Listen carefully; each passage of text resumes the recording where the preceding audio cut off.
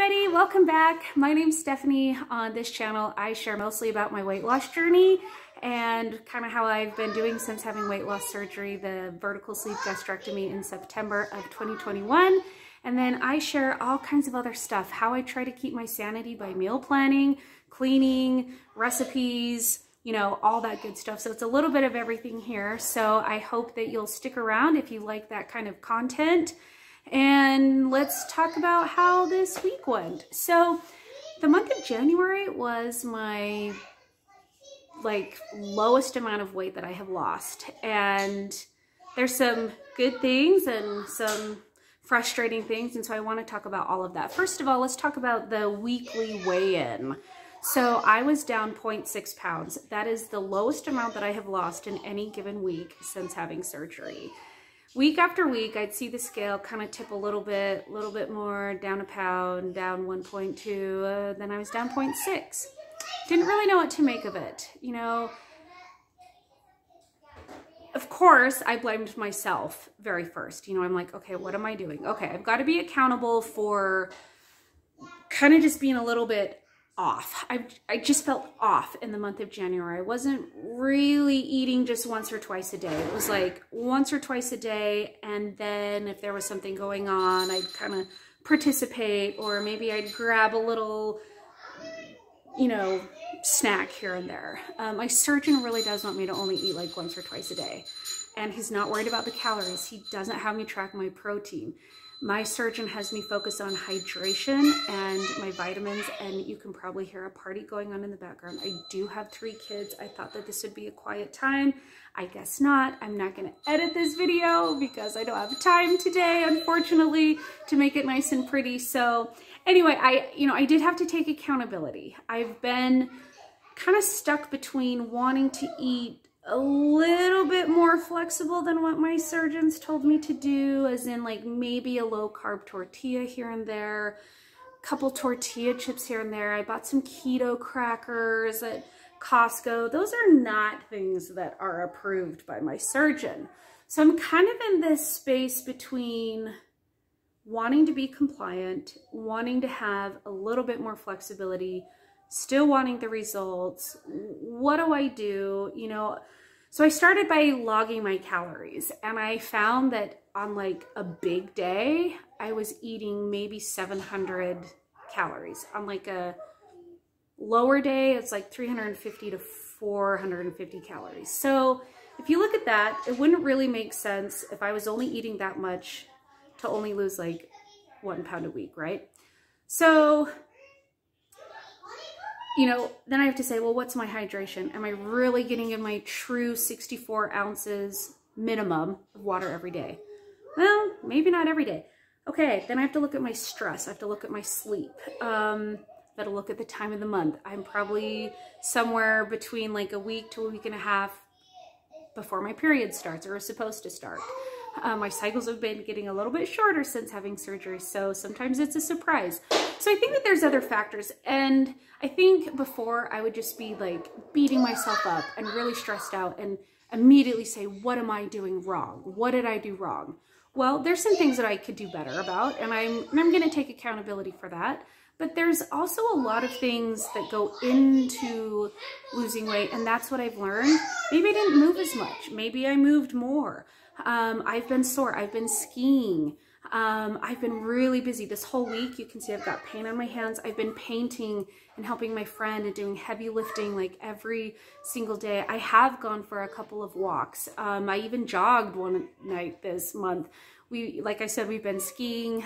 So I haven't been going for my walks every single night, but the activity that I've been doing, I have felt sore after. So I know that I'm not just sitting still all day.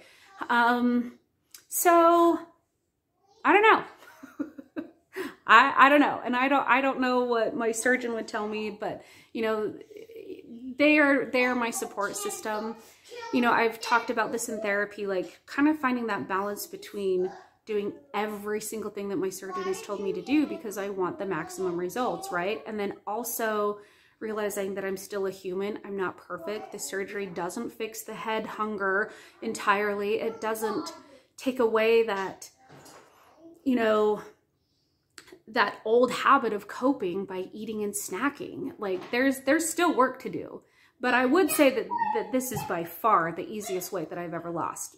By far the easiest and the simplest way to lose weight. So I'm just gonna keep staying optimistic. The other strange thing is I bought these pants. In fact, I bought them at the thrift store end of January. So probably maybe like 2 or 3 weeks ago. And when I bought them, I couldn't do them up. Okay, look, I'm wearing these today. They're not the most flattering on my midsection. That's a problem area for me. But I like wore these to teach piano, and they're a size 16, okay? Like I could do them up a couple weeks ago when I got them. I wish that this is tipped a little bit. I'm not a professional, and unfortunately I had to fire my production team. Just kidding. But let me scoot this back and see if I can do like a... I'm not trying to set up angles to make myself look skinnier than I am. I'm sure that this is making me look thinner than how I look in real life because it's kind of coming down at an angle. But, I mean, I'm wearing these jeans. Like, yeah, like they're, you know, like I said, not that flattering right here. I still have that little spare tire down there, but, I am so happy that I am wearing these jeans. Here, should I do this for like a thumbnail? Here we go. Oh, you know what? Because I'm in a 16, it is time for a heel stretch.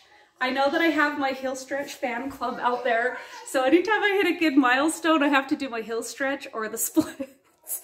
So I'm doing a heel stretch because I'm in a size 16. All right, I don't know what else to say.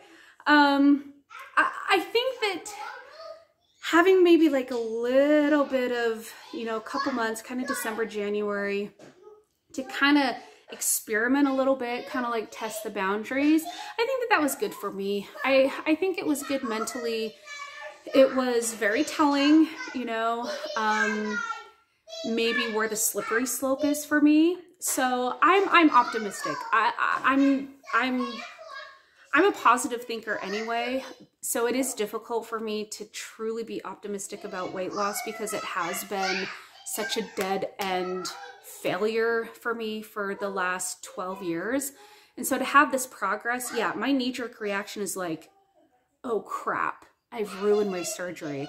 I'm not going to make progress. Like, what did I do wrong? Yeah, that is my knee-jerk reaction. But the other side of me is like, well, I'm learning how to be a human, how I'm going to handle this situation or that situation.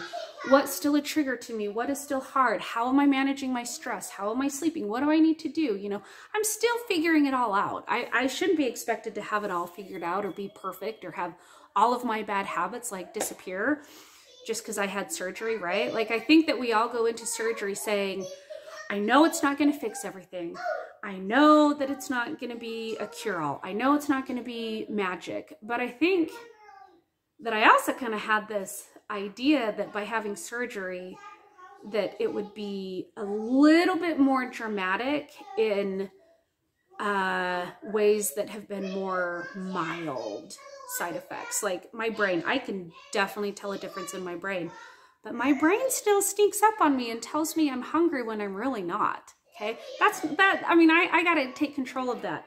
I've had some sugar and I was kind of under the impression that it wouldn't taste very good anymore. But guess what? It still tastes really, really good. So yeah, if I have some sugar, then I want more. And then I have to fight those cravings for a few days. So then I go, okay, learn my lesson. Sugar still tastes good. That was fun.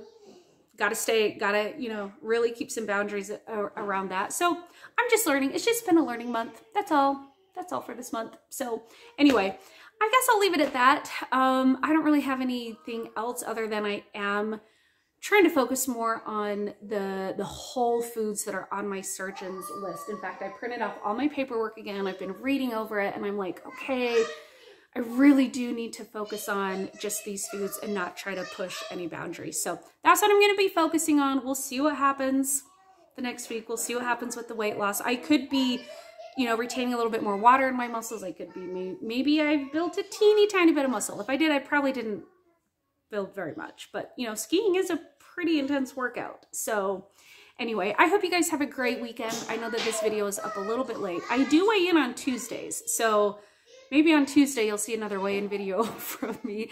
I am going skiing tomorrow. I'm so excited. I'm actually going to bring my snowboard and my skis. So I use my skis when I'm teaching my kids, and then I am going to bring my snowboard because I'm not the best skier downhill. I'm a much better snowboarder. So I really hope that I can vlog that. It's really hard to vlog with kids and all that, but it's just so fun to bring my camera and record like the mountains and the scenery and all of that. It just makes me so happy. So I hope you guys have a great weekend, and thank you so much for watching. If you're new, don't forget to subscribe before you leave, and we can cheer each other on all of our journeys, whatever they are. Be positive and go, you know, just know that you're doing your best. Don't get down on yourself if you're struggling, because I know the struggle is real. So don't give up. I'm cheering for you, and I'll see you guys next time. Bye.